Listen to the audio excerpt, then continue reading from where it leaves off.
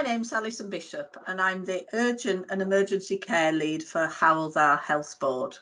My ambitious project centres around a new way of both working and thinking, focused on increasing time spent at home, well and independent for our population. So, why is this important? Well, listening to patients and reading their patient stories, people tell us what matters to them is to remain well and independent as long as possible and to remain in their home, wherever that home may be. And this becomes much more important as we progress through our age. So I'd like to share with you an actual patient story around a lady called Mrs. Andrews. This describes how the impact of a simple accident and the subsequent poor hospital care impacted on her ability to stay at home. My name is June Andrews. I'm 84. This is the story of my trip to hospital. It started one Friday evening when I had a fall in the bathroom. My husband called the out-of-hours doctor, who told us to call 999. Arthur couldn't help me get back up on my feet. I had a nasty bruise over my right hip. I wasn't keen on coming into hospital, but they persuaded me. I was on call when Mrs. Andrews was brought in, and I arranged a hip X-ray. There was no fracture, but some blood and urine tests showed that she was a little dehydrated and had a possible water infection. Mrs. Andrews was moved on to the acute medical unit. She was getting close to breaching the 4-hour target. It was also getting late, and the AMU was a safer place to assess her and get her back on her feet. We put up a drip and gave her some antibiotic tablets for the urine infection. On Saturday morning, she was seen by the on-call medical consultant.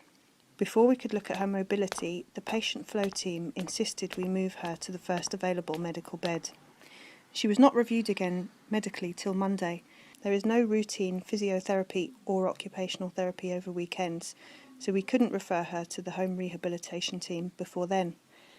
By Monday, June had been on either a trolley or in a bed with the cot sides up for 3 nights because she was deemed to be at high risk of falls and the nurses had inserted a urinary catheter.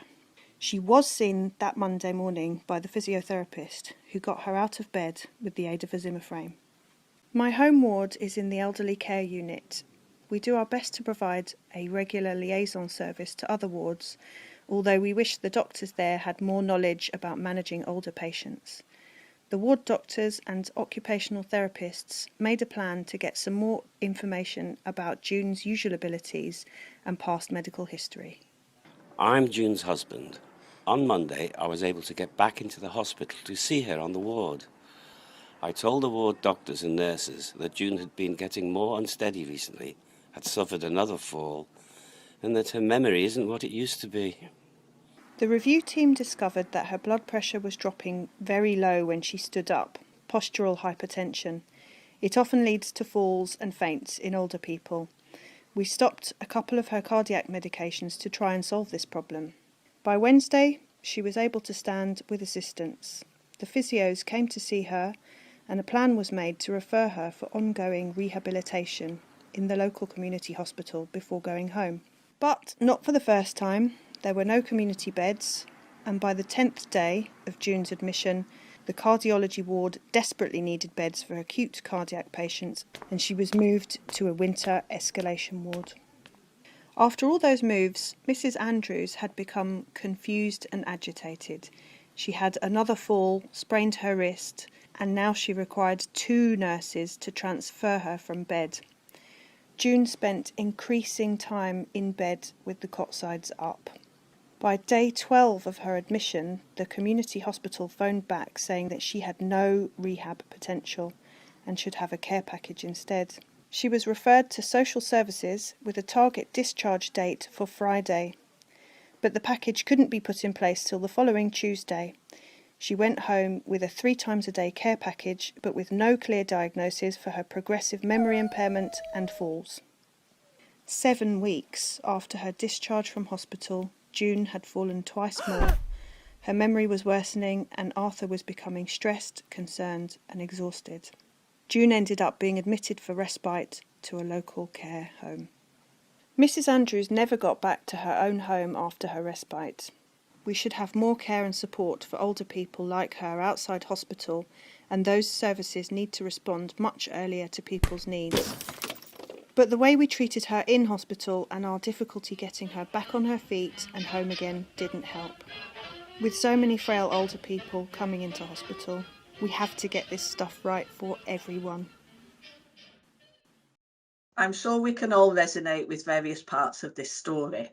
It's particularly important in our region because we currently have above average population for the over 65s age group, and the projection is that by 2040, a third of our population will be over 65. It already forms part of our ongoing improvement work, collectively working across the whole system to ensure we can maximise this time spent at home. And if we can improve this time spent at home, this will reduce bed days in hospital, improve front door performance, improve access to emergency services such as ambulance wait times, improve referral to treatment times for planned procedures as it will release some bed capacity, reduce commissioning of social care and support, thus maximising the availability of this finite care resource, which should in turn reduce delays. So the question is, how can we do this? So the project aim is to develop this suite of measures. You can see those measures there, but the one thing it isn't is simple. So the challenges, there are many challenges.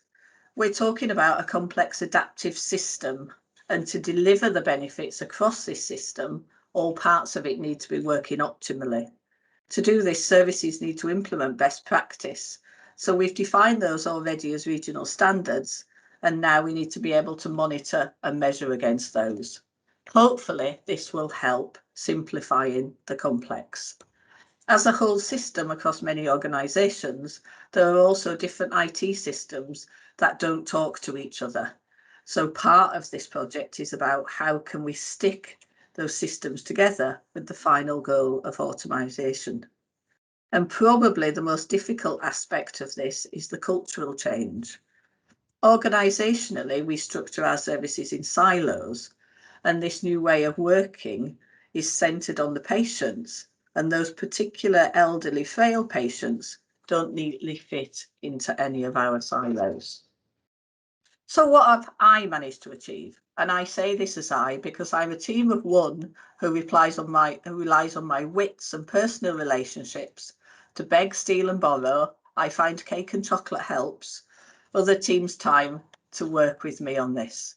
So we've agreed a set of data definitions through a series of multi-agency workshops. We've agreed these definitions and also defined what can we measure now, what could we measure now, and what should we be measuring? So we know we're collecting apples and apples. We've worked with an external organisation commissioned by the Health Board to develop a frailty viewer to be able to interrogate data so we can understand trends, but this is very much focused on quantitative data. We are moving the conversation away from this, so the old-fashioned traditional targets. In the Mrs. Andrews story, the 4-hour target was mentioned as a reason to move her from one department to another, to more meaningful population outcomes. But this means that all the various discrete programmes of work needed to come together. So we've mapped these through. So the Integrated Care Fund, the Transformation Fund, Winter Funds, I could go on. So we're collecting data once to tell this story. We're starting small. We've accepted some of the most important measures of inspirational, but importantly, we're collecting data. So where next? We're talking with colleagues within our region and also Welsh Government colleagues about how can we move into the more meaningful measures. We're currently looking to realign programme structures under a frailty focus, acknowledging that this is the greatest demand on all of our services. This will shift to a patient focus, which will help support our resources to deliver this new way of working. We've already pulled together some of these discrete programmes and funding into a whole system urgent and emergency care model.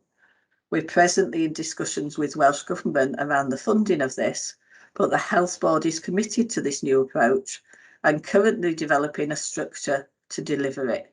This will change the face of how we support our frail elderly population in our region. So, how was Bevan for me? I always knew my project was ambitious and a very different way of thinking. Was I just way out of kilter, or was there something in this that only I, plus a small number of other people, saw? The specialist advisors got it. They reassured me to think big, but try and put it into smaller chunks. Be brave, as I'm passionate about it, and to hold my nerve. This is the right thing to do.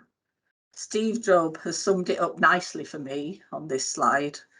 I might not be able to change the world, but maybe, just maybe, a small corner in West Wales. Thank you for listening.